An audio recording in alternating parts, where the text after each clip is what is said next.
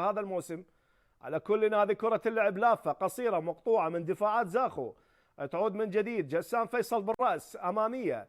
لا زالت الكرة انشومبي الكاميروني لاعب نادي السويق العماني صاحب 8 أهداف، خطير، لكن ماذا يقول حكم اللقاء؟ نعم، إذا هي ركلة جزاء، ركلة جزاء انشومبي، باتريك انشومبي، هذا المهاجم الخطير، المهاجم الفنان، مر برشاقة، يمتلك قوة بدنية كبيرة، وأيضا مر إلى داخل منطقة الجزاء، وبالتالي تحصل على ركلة جزاء. إذا حكم اللقاء الشاب السيد محمد كامل صغير.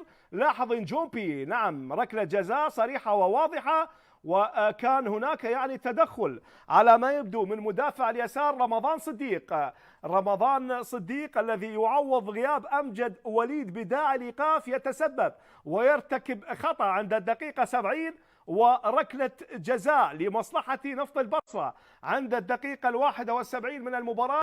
ومن سينفذ؟ إذن اللاعب المخضرم لاعب الخبرة حسام مالك الملقب بكاكاو، والذي سبق أن مثل الميناء والقوة الجوية.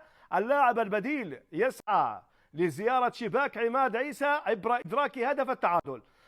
نعم، حسام مالك يتقدم الآن، حسام مالك، جول